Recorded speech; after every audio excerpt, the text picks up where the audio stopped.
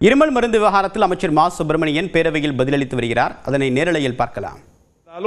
3ஆம் தேதியே 1-2 இந்த விரிவான ஆய்வு 3/10/2025 அன்று சீசன் பார்மசூட்டிக்கல் நிறுவனத்திற்கு பொது நலன் கருதி மருந்து உற்பத்தியை உடனடியாக நிறுத்த ஸ்டாப் புரொடக்ஷன் ஆர்டர் பிறப்பிக்கப்பட்டு அந்நிறுவனம் அதிகாரிகளால் மூடப்படுகிறது. 1ஆம் தேதி தகவல் வருது. தகவல் வந்த உடனே இந்தியா முழுக்க யார் இந்த மருந்து வாங்கினாங்களோ அவங்களுக்கெல்லாம் தகவல் அனுப்பப்பட்டு இந்த மருந்து பயன்படுத்தப்பட வேணாம்னு சொல்லுது. தமிழ்நாட்டில் இருக்கிற எந்த மருந்து கடையிலையும் இந்த மருந்து விற்கக்கூடாது என்று தடை விதிக்கப்படுது.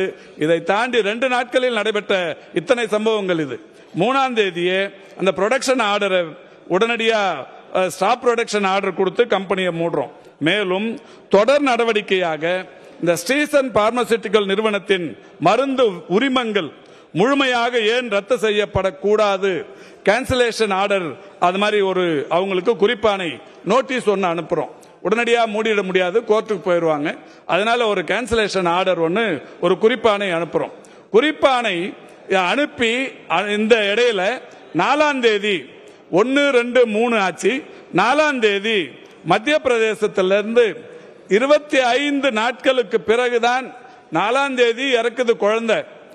4/9/2025 ஒரு குழந்தை இறக்கிறது. மத்திய பிரதேசத்திலிருந்து நமக்கு தகவல் வந்தது 1/10/2025. 25 நாள் கழிச்சு நமக்கு தகவல் அனுப்புறாங்க. ஒரு மாநிலத்திற்கு ஒரு மருந்து கொள்முதல் செய்யப்படுகிற போது அங்க இருக்கிற ட்ரக் கண்ட்ரோலர் அந்த மருந்தை ஆய்வு செய்ய வேண்டும். இந்த மாநிலத்தில் இந்த மருந்தை நாம் பயன்படுத்தவிருக்கிறோமே, இது இந்த பயன்படுத்தினா என்ன பாதிப்பு ஏற்படுங்கிறத அங்க இருக்கிற ட்ரக் கண்ட்ரோலர் ஆய்வு பண்ணணும். ஒன்றிய அரசாங்கத்தின் ட்ரக் கண்ட்ரோலரும் ஆய்வு பண்ணணும். அந்த மாதிரி ஆய்வே பண்ணாம இந்த மருந்து விற்பனையை அவங்க ஊக்குவித்த காரணத்தினால் 1ஆம் தேதி, அதாவது 4ஆம் தேதி 4/9 இறந்த குழந்தைக்கு இவர்கள் அந்த மருந்து நல்ல மருந்துன்னு சர்டிபிகேட் தராங்க. இந்த மருந்தால் பாதிக்கப்பட்டது ஒரு குழந்தை இறந்திருக்கிறது. தனியார் மருத்துவர் ஒருவர் இதை பரிந்துரை செய்திருக்கிறார். அந்த தனியார் மருந்து கடையிலிருந்து இந்த மருந்து வாங்கப்பட்டிருக்கிறது. ஒரு குழந்தை இறந்திருக்கிறது. இந்த குழந்தை இறந்திருக்கிற நிலையில் அந்த 4/9/2025 அன்னைக்கு அங்க இருக்கிற ட்ரக் கண்ட்ரோலர், மத்திய பிரதேசத்தில் ட்ரக் கண்ட்ரோலர் என்ன சொல்றாருன்னா, அங்க இருக்கிற அமைச்சர் என்ன சொல்றாருன்னா, இந்த மருந்து நல்ல மருந்துன்றார். நல்ல மருந்துன்னு விட்டுட்டதால 1ஆம் தேதி அதுக்குள்ள 25, நேற்றுக்கு வரைக்கும் அருள் சொன்னது மாதிரி 25 குழந்தைங்க இறந்திருக்கு. இவ்வாறு தகவல் பெறப்பட்ட 48 மணி நேரத்திலே அரசு துரித கதியில் செயல்பட்டதன் விளைவு இன்னைக்கு ஒட்டுமொத்தமா அந்த 126 மருந்துகளும் இன்றைக்கு தடை செய்யப்பட்டது.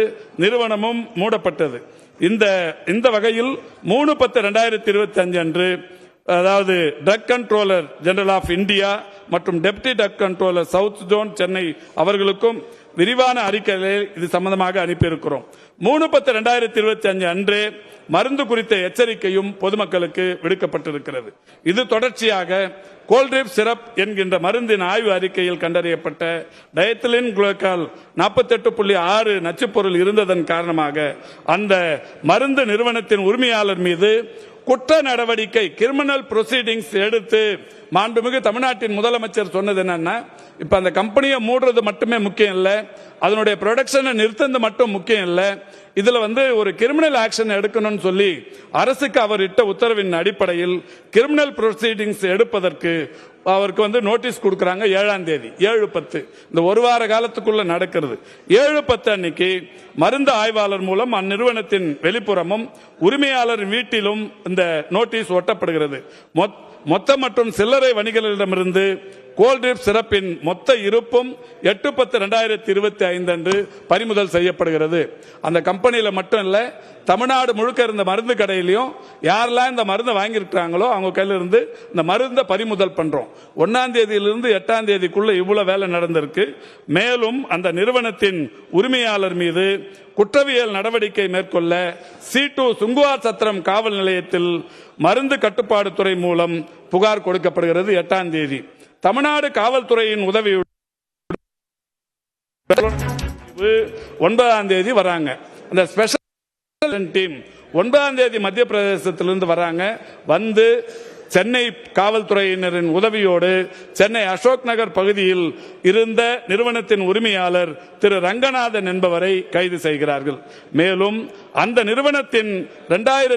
நிறுவனத்தை பொறுத்தவரை இங்கே மன்ற உறுப்பினர்கள் சொன்னதைப் போல 2021, 2023 ஆகிய ஆண்டுகளில் ஆய்வு மேற்கொள்ளப்பட்டு அந்த நிறுவனம் சிறு சிறு குற்றங்களுக்காக பலமுறை தண்டிக்கப்பட்டிருக்கிறது.